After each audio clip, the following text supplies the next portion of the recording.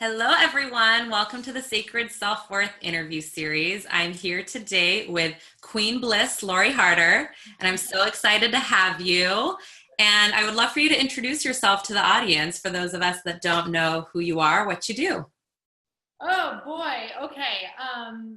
First of all, thank you so much for having me on here. I'm so Thank excited. you. It's Thank like so you. fun to see your face and be chatting with you. I know. I am from a really small town in Upper Michigan. I'm just sharing this so that you guys kind of know what got me started into what I'm doing right now. I was raised in a strict religious upbringing, so I was only allowed to really hang out with people who were in my religion. So that was really my tribe for a very long time. And once when I became a teenager, I started to realize that my whole family was struggling with their weight, and I was as well. And that's really what got me started into working out. Was the first time that I realized that I may have a say over it because I started reading fitness magazines. And I realized that it wasn't genetics like I had heard my entire life. So my family was like, it's genetics, you can't change it, this is it, you're going to be heavy when you grow up.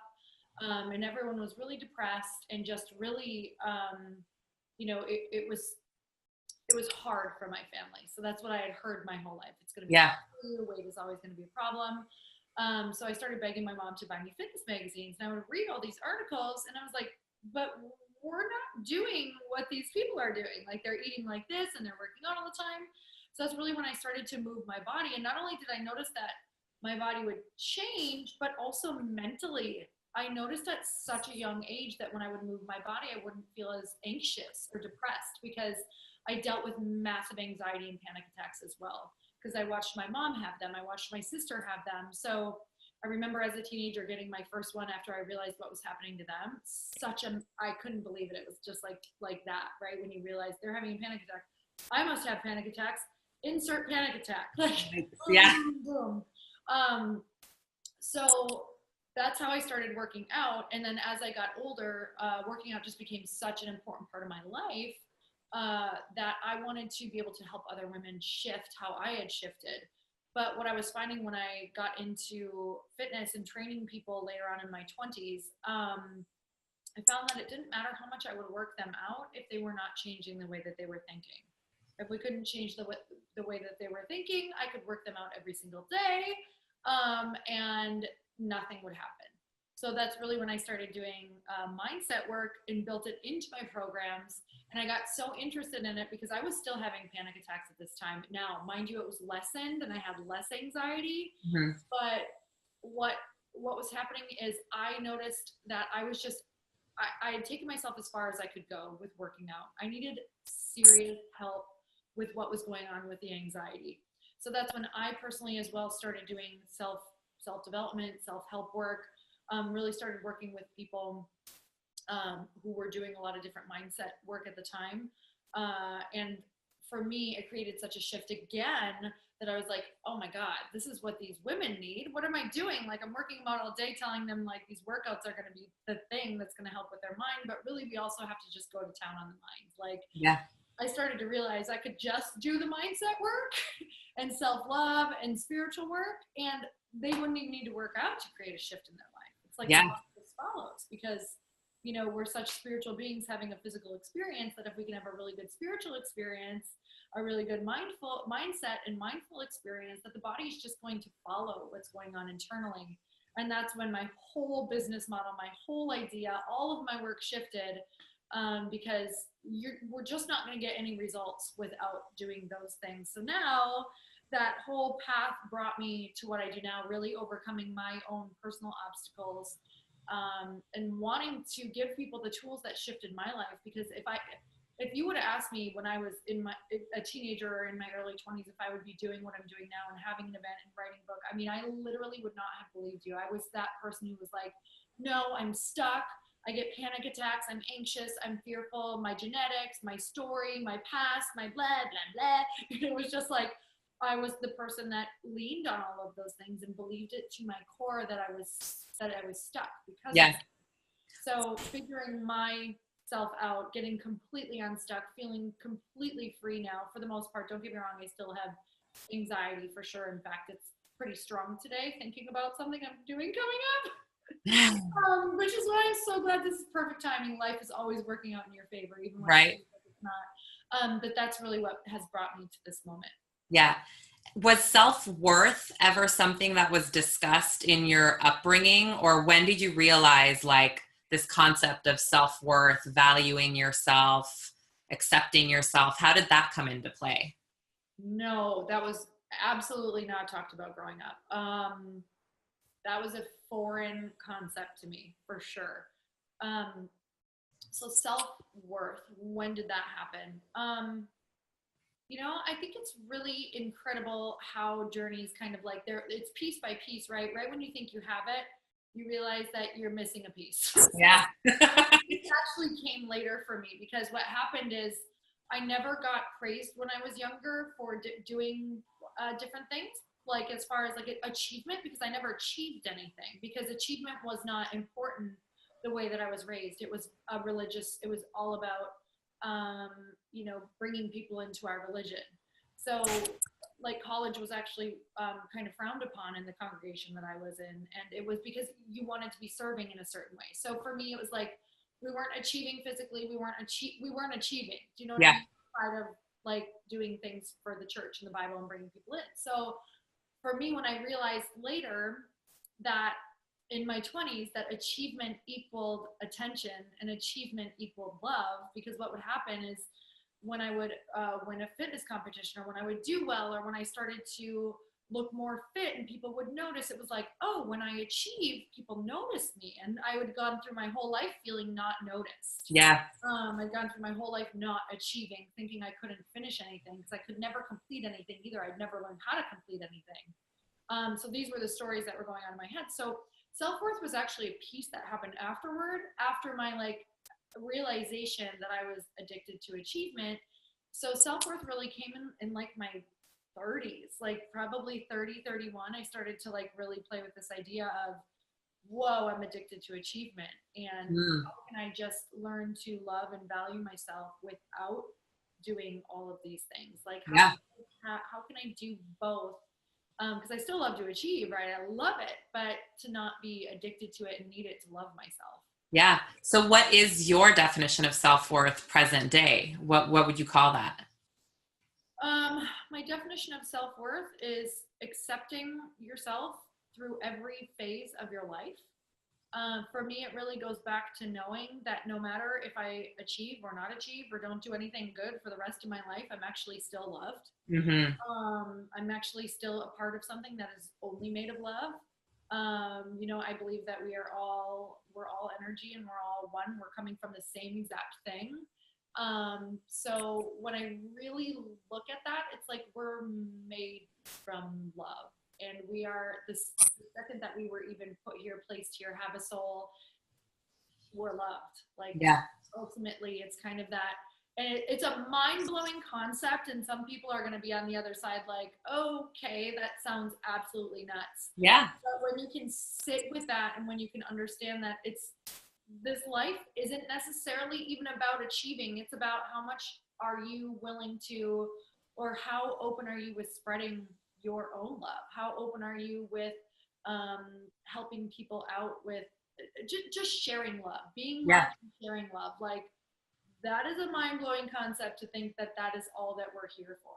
Yeah. But when that happens, a crazy thing happens is you basically get fed so much energy to want to do bigger things, to share love, to share your message. So I sit with that a lot, actually. I try to sit with that every morning because I do still have that like achiever's addiction. Yeah. Because it does bring attention and it does bring love and it does bring significance. So, but I try to sit with the idea of not attaching my identity to it. Like, it's a tough one. I'm going to work on self-love and self-worth till the day that I die. Yeah. Yeah. I agree. I think that's a really good point, that it's never over. You just kind of build on it. What have you found to be helpful for you? Like, what happened around 30, 31 that you were like, okay, I need to stop seeking external kind of achievement, validation. acceptance, and I'm going to start giving it to myself. Oh, okay. So what happened? I basically ended up, so I had done fitness competitions, which I thought was, so my dream for a while in my 20s was to be like a Jillian Michaels, because in the fitness world, that was like kind of like, I guess that was the top. And I wanted to, you know, I wanted to be big. I wanted to be great. I wanted to impact in a large way. Yeah. So because of my fitness background, I just went, okay, well, fitness, she's like a motivator. Like that's, I guess that's what the top looks like, because I didn't know, there weren't a lot of examples at the time. So I started doing fitness competitions because that was kind of like the way that I was seeing these women get into this industry was, well, first you have to make a mark here, and then maybe the magazines will pick you up. And then, you know, once you do that, maybe mainstream media can pick you up. Yeah. Which, by the way, is not how it works at all. But that's just what I did for a really long time. So I think I competed 5 or 6 years without winning anything. I placed high, but was not winning anything.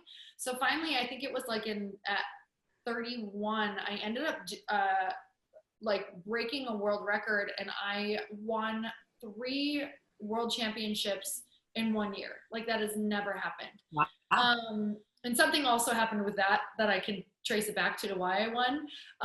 But after I won, it was like, I remember going up into my room and just bawling. Like I was crying, and I was so mortified that I was crying and so mad at myself, like, you spoiled brat, why are you crying? But it was over. Like, and I didn't feel different. Wow. I just thought I would feel different. And I was so happy and I was so excited, but I had this realization, like, I'm at the top and I'm not going to go back. Like, some people keep competing and keep winning, but this was such a monumental thing that I was like, I had this moment of like, what do I do now? My identity is so attached to this. I don't even know what it looks like next. And I didn't feel different. And I realized, like, I had this massive realization that I didn't enjoy the journey, and it was the best part. Like, my whole life I dreamt of tribe and team and like all of these different things. It's not that I didn't enjoy it at all. I just didn't enjoy it as much as I would have hoped. Yeah. And I had this like soul crushing moment of, wow, it was about the team. It was about the preparation. It was about what got me here. I wish I would have enjoyed it more, besides that year when I do think I started to enjoy it. But the 5 years prior, like, it was a really crazy moment for me, in the best and worst way. So I think having that massive contrast of like, wow, this was not what I thought it was going to be, you know? Mm-hmm. Yeah. What shifted for you? You said you'll kind of, you know, why you won. Oh, why I ended up winning? Yeah. It was the first time I allowed myself to sit and see myself winning. Like, I started to do visualizations of me actually winning and what that would look like and what it would feel like. And most of the time I would kind of like visualize and practice and prep, but I'd be like, oh, I just see myself doing well. Like, I just see myself, and not just that, but I pictured, every time I was on stage, I pictured embodying the feeling that I wanted the people to leave with, that I wanted them to feel. So I would literally just focus for like 10 minutes every single day. And then during my workouts and my prep for all of it too, I would picture me embodying the feeling, actually sending it out to the crowd while I was up there the whole time. So when I would go up there, when I was competing, I would literally picture like a rainbow. I remember teaching this because I started teaching it at the same time as I was like that final year, I started teaching stage presence. And I remember teaching people, I was like, it's like the Care Bear stare, but it's with your emotions. And I was like, so what you need to do is take the feeling that you want them to feel, whether it's inspired, whether you want to be that light for that woman who doesn't think that she can make an impact, who doesn't think that she could ever get her body to physically move in the way that you're moving. Like, you want to take that intention and to like completely free them and give them that power, just send it through your heart to that person. And I'm not kidding you, like, my girls were winning. Like, they were doing well because of our Care Bear, like, stare. I love that. It's just intention, right? I know it's like, it is a thing. It's when people walk in a room and they have that intention to make people feel better, you are drawn to them like a magnet because you feel it. I mean, it is absolutely something that you can carry with you in any career that you do. I don't care if you are, you know, I don't care if you're a coach. I don't care if you're a therapist. I don't care if you are a performer. If you hold that intention and you think of how you want that person to feel and you really bring it through you and picture it pushing out through your body, you're going to get a completely different outcome than if you walked in just like, okay, we're just getting through this, you know? It also feels kind of like a giving thing rather than Yes. a taking, you know, you're serving out and focusing out rather than, you know, I want people to look at me while I'm on stage. Yes, That absolutely. perspective. Flipping it about them for sure. Yeah, Mhm. I love that. So I know you work with a lot of people with mindset, with, you know, self-love. What obstacles do you see repeatedly over and over again? People, you know, really struggling to connect to this idea of self-love, Mm. self-care, self-worth. What do Mm. you tend to hear is the common like challenge from people? Mm. Fear, like, and living in the past or Okay. living in the future, but a lot of living in the past, like just an old story, like I was talking about before, like I won't be able to be a public speaker because I have panic attacks or because I'm too anxious or because I'm not good at speaking or because who am I to think that I could do this? I'm just this you know, girl from a small town and I don't have X, Y, and Z education, or I don't have that experience, or yeah, if you keep playing that story, absolutely you're not going to do it. There's no way, because people who end up doing something that they want to do, you have to you have to burn that story. You have to burn the boats. You have to only choose the story that is going to help you move forward. And then you're going to hear another story when I say this, like, yeah, well, that might be easy for you, but that story keeps on coming up over and over. Of course it keeps coming up. That's called the practice. That's the work.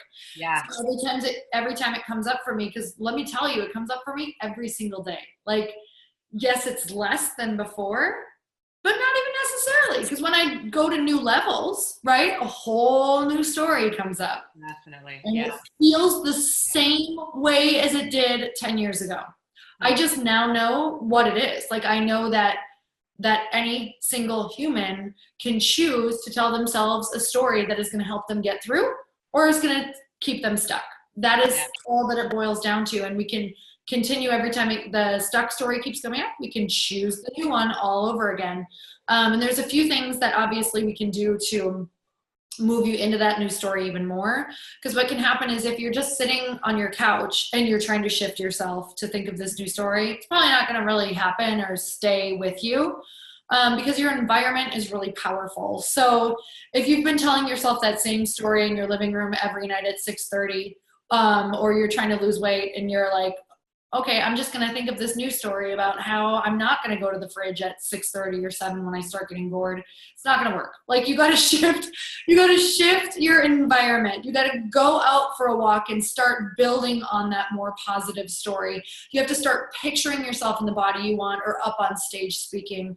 You have to go and talk to people who are doing something that you want to be doing with your life. You have to go put a podcast in your car, on your drive, anywhere like that. You have to go and just shake it up and flip your schedule on its head a bit sometimes. I can't tell you how many days I'd be sitting in my house, like going down that anxiety spiral of, I can't do this. I'm not going to be able to, what am I thinking? Like, going from a fitness career into a mindset career. What are people going to say? Nobody's done this before. Who am I to even do this? Like, people are going to call me a fraud. They're going to call me out. They're going to know I'm not smart enough. They're going to, like, all of these things. And I'd be like, go for a walk, take it on a walk, take it on a walk, take it on a walk. So whenever I could, I'd take it on a walk and I'd go and picture what I wanted. And at the end of the day, we all have a knowing. Like, the reason that you're being pulled to this career that you want, or you're being pulled to this hobby or this idea or this passion project, whatever it is because it is yours. Like, it is you have every single thing that you need right now in order to go toward that thing. So you're not going to be getting that message if it's not for you.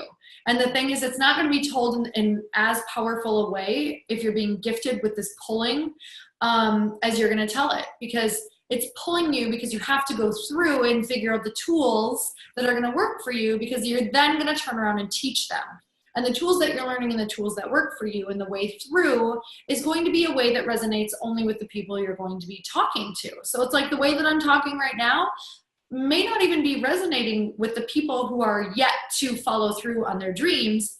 And they have to go through it in order to talk to the people who are going to resonate. It's like we need millions and millions of us going through, because my story as a former fitness whatever or a struggling kid, you know, with genetics and weight and anxiety and panic, that's not going to resonate with someone who was pushed as an achiever their whole life by their parents, who's scared of failing because they've always been the straight A student. Like, we need you people to all come through the story and share. So it's so powerful. Like, you just have to keep allowing yourself to be a beginner again and be pulled and know that this is life. Like, life will always be, hopefully, if you're doing life right, you will always feel like a beginner and you will always be a little bit scared of something, because life is either, what does Helen Keller say? It's either life is either a daring adventure or, I don't know, something about boring. Like, basically, it's just we're either waiting for life to end. I'm not kidding you. You're either depressed and you're kind of like, what do I do? And we're just playing like this waiting game of watching time go by, waiting till the end. Or you're on a daring adventure.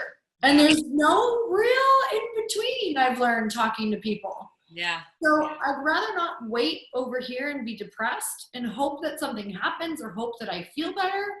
I would rather use this life to grow, because it is about growth. So it's just running toward it. And the more that you run toward it, it does become habitual. It does get exciting. You get more used to the feeling. But yeah, it's always hard in a beautiful way. Yeah, no, I love that you share so transparently that you still experience these struggles, and the next level that you achieve, it brings its own kind of challenges with it, and that it's a constant. I love that. It's a constant, you know, starting, beginning again. And that is life. That means you're living, because when you're stagnant, that's usually illness or death. So if there is a bit of fear, if there is a bit of anxiety, taking action and doing something about it is great. Like, that's not a bad thing, you know. I always tell people, like, the goal isn't to eliminate anxiety and depression altogether, but to learn how to have a relationship with it, how to engage and interact with it, and kind of move. I love that too, like movement. Even if it's just a walk around the block, it shifts your cells, it shifts your thinking, it gives you a new perspective. Yeah. And I wonder if you could touch a little bit upon your relationship and how self-worth comes into play with your relationship with your husband. Because I know that you speak a lot about, you know, your marriage, and I'm not sure, I don't know the story of how you two met, or if that was before your journey of, you know, really fully accepting yourself, or after. Can you share a little bit about that? Yeah. No, I love talking about this because it's really, I mean, it's been long. We've been together like 16 years, married 12. Amazing. Yeah. So we have had crazy ups and downs. And we've definitely had our moments, and my husband basically was in mortgage and finance, and we had gone through some things where we have literally lost everything, and just even our identities up and down, you know, like his identity tied to that, and his identity tied to how much money he made, and then losing it all. Really, like, going through that with someone is insane, because they lose themselves. Yeah. And like, it's just a time when you are deciding what you're committed to and being willing to have open conversation at all times. So early on, we committed to talking through everything, to having hard conversations often. And as terrible as it feels, it's been the thing that's made us so strong. And I'm very aware that when there's something that's eating at me, that's a conversation that I have to have. And then there's other times when I'm like, is this worth me bringing up, or was this just a thing that I understand that he was in a heated moment? Maybe I'll mention, like, hey, when you said this to me, it made me feel this way, or when you talked in this way, you know, this is how I felt. In fact, I just came up literally when I sat down, we just had a conversation exactly like right before this, where I was like, when you just said this, it made me feel this way. And then there was some pushback, so we argued for a moment. And it was like, but this is important to me. So this is what I need right now. You know what I mean? Just a lot of conversations like that. Yeah. And trying to get to the place where you can, like, do we feel good? Are we good? And if not, sometimes you have to keep digging back into it and digging back into it. And it's like, if one party's done and the other's not, I have to say I'm not quite done yet. I just need to keep talking through this. And that's been huge for us. As far as self-worth, oh God, I mean, you cannot bring two incompletes in a relationship is going to absolutely fall apart because you're going to be looking for them to pay off. I heard something once that I loved. It's like, you're looking for them to pay off a debt within yourself that someone else can never pay. And it's like, if you don't feel complete, you're going to forever rely on that person to fill you up with what you need. Yeah. And it's just, it will never ever happen. And it will be so much pressure on them that they're either going to feel it, your relationship is going to be too stressed. You're going to feel stress all the time within your relationship. You're either going to feel needy or you're going to feel too much or smothering. So really, whenever I'm feeling like I'm upset with him over something that I'm very aware he didn't do, or I think that is annoying me, or whatever that looks like, I tend to try to look at myself first and really look at why it's bothering me, or what it is in me that is like not able to let something go. So there's that. And if that doesn't work, then it's typically like conversation. But as far as self-worth, him and I both earlier, probably when I discovered in my 30s kind of self-development, when I really started getting into it, we decided to commit to personal growth, like for ourselves. And when we realized that we loved personal growth and how we felt, both of us had a conversation about it's really up to us to keep growing and to make sure that we're growing together as well. Mm-hmm. So I had gone and done some stuff alone. He had not yet done it. He had noticed that I was starting to grow more than he did. And he was like, whoa, I gotta get on the ball or she's gonna outgrow me. Yeah. And he started growing as well. We started doing some things together and we realized how detrimental sometimes it can be for one person to grow and the other does not have that agreement yet. Definitely. And it was like, we decided that if one person stops growing, I know this is like crazy and kind of pushes the boundaries for some people, but we have an agreement that if he decides to stop growing or showing up for life, like, it's okay if I'm not with him anymore, because he's not going to expect me to continue on with the journey of personal growth and trying to, continue to reach my highest potential if he just decides to stop, and vice versa.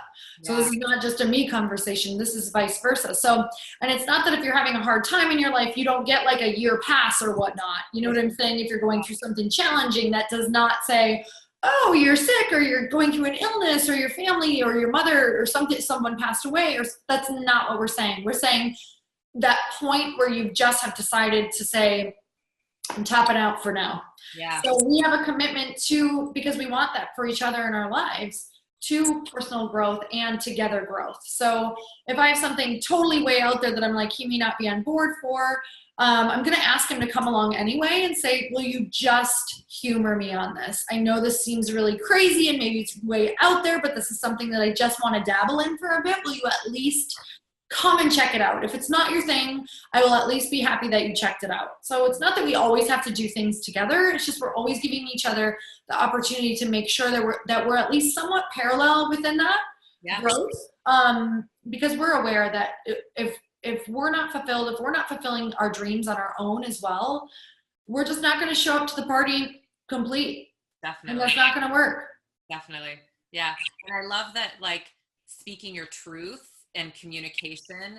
I mean, you touched upon it so often, like so many times. And I think that that's a really important message to just reiterate, is that you have to speak your own truth and speak up when something isn't working for you and communicate, because a lot of times people just shut down and they expect people to respond or react in certain ways. And there's so much assumption in the silence. So I love that you guys kind of laid it out that, listen, I will always speak my truth. You have permission to speak your truth. And even if we disagree, we're still going to, respect one another. Yeah. And it doesn't, it's not pretty. Like that's, so that's exactly what it is. And you said it perfectly, but that is so clunky when you actually put it in to play. It's like, especially when you first agree, like, let's have open conversation. Like, it is so clunky, and it's also scary, and it's also a lot in the beginning. You almost feel like you're so annoying because it's like the things that you have not talked about for years are just coming up and coming up and coming up and coming up. And for a while there, I was almost like, wow, I'm like really scared we're going to push each other away. But you have to keep making sure that you put a bow on it before you go to bed every night, or putting a bow on it at the end, or like, how do you feel? Are you feeling complete? Are you okay? Like, let's really make sure that if we're committed to this, we're really committed to making sure the end is peace. Yeah. You know, the end looks the way that we want it to look.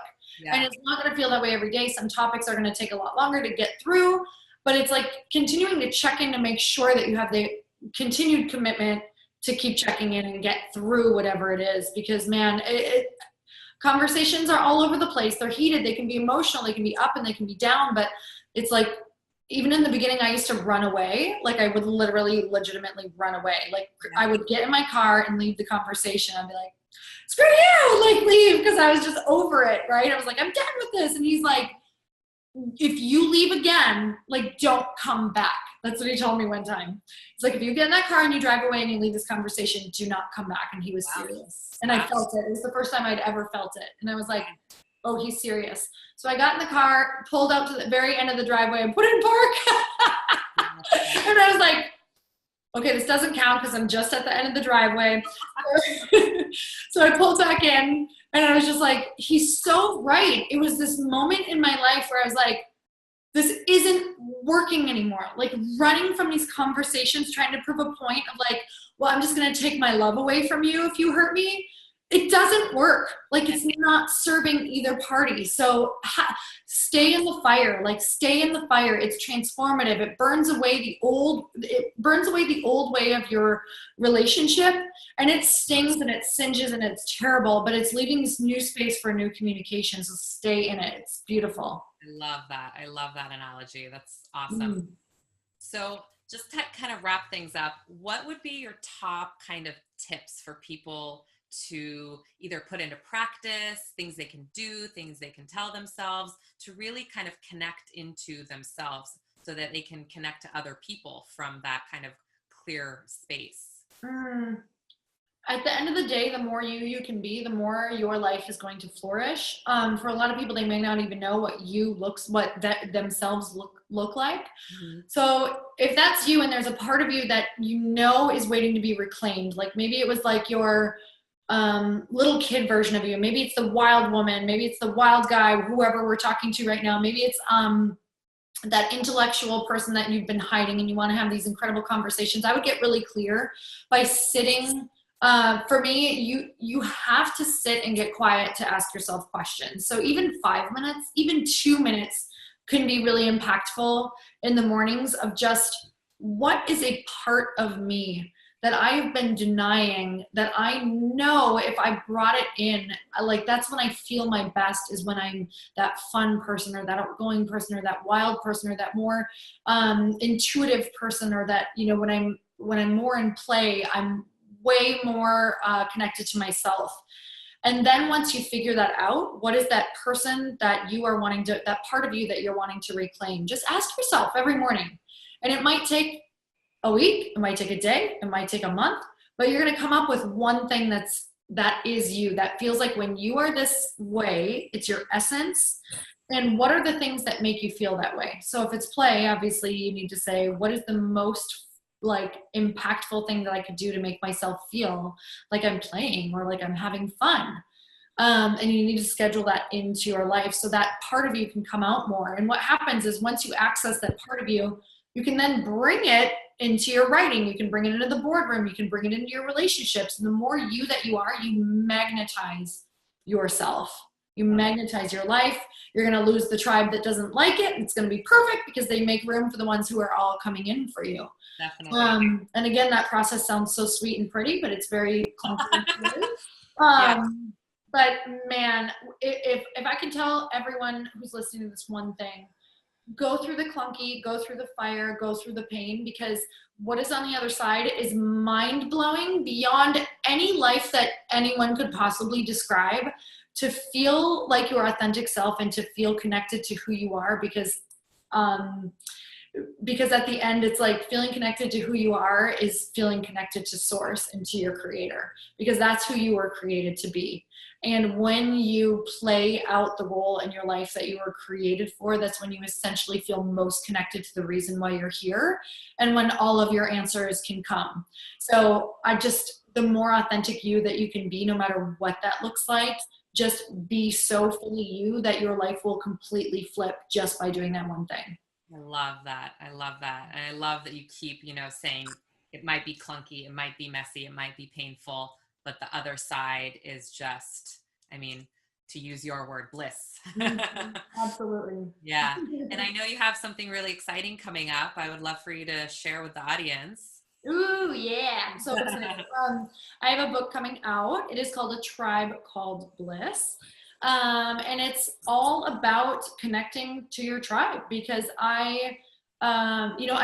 people don't do things on their own. So I literally had in one of my bios that I found the other day, it said self-made on it. And I was like, take that out, because I've never been like self-made is like, oh my God.